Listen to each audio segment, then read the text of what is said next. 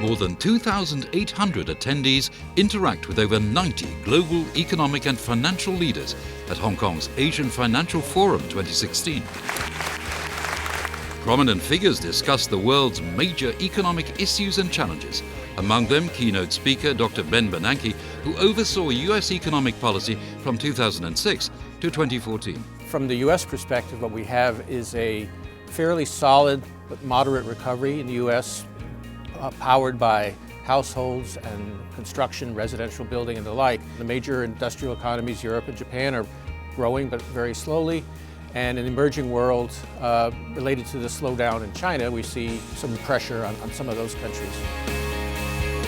The global economy was the focus of a panel discussion on the first day of the forum. 2016 will be a complex year. It will also be a volatile year, and it's obviously started off with that level of volatility. Having said that, overall we're still expecting global growth to be of the order of about 2.5% GDP growth. The event's theme, Asia Shaping the New Paradigm for Growth, attracted the media in depth and featured panel discussions, exhibitions, workshops and popular deal flow sessions. Key business figures from Southeast Asian countries offered assessments on the November 2015 formulation of the ASEAN Economic Community. I think now people try to take a look about ASEAN more than before. Yeah. Why? It's because even though now ASEAN is still quite okay in terms of growth. Examples like Philippines growth very well, Indonesia slowed down but not so impacted by the situation. I think other countries is also quite bullish in terms of growth. Despite a challenging global economic outlook, Indonesia and Thailand could move ahead in 2016, in Thailand's case due to deep restructuring of the economy. In order to speed up the process, we have identified some of the industries with innovation, with high value added, which do not depend traditionally on cheap labor, because we no longer have cheap labor, so that they would serve as a new engine of growth for the Thai economy.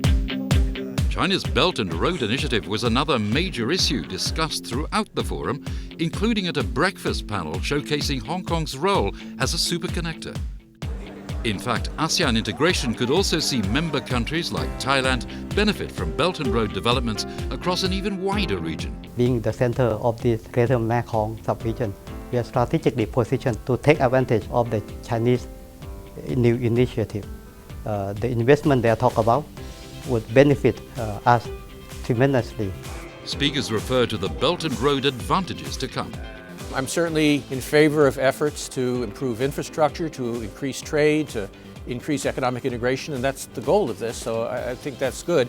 The effects will be depending on the implementation, how efficient it is. It is something that we're specifically looking at because we have one of the top 5 infrastructure and project financing teams of any bank globally, and we spend a lot of time financing the emerging markets and financing exactly the kind of geographies in which the One Belt, One Road initiative will run through.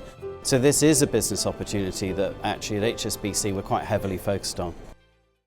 Hong Kong's own economic outlook came under the spotlight in the context of the rise in US interest rates and the SAR's pegged rate against the US dollar. Now we expect at HSBC the Fed to raise rates probably by another 2 lots of 25 basis points in 2016 and potentially another 2 lots of 25 basis points in 2017.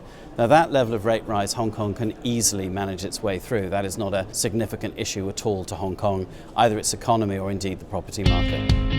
For sure, the 2-day Asian Financial Forum 2016 left its mark on speakers for its quality and connections. This year is actually, again, very well attended by the great and the good of both the business community, academia and government. This is a very important conference that focuses Hong Kong as a leading international financial centre within the Asia-Pacific region. Very high level of energy, and you're seeing that here among the participants and speakers.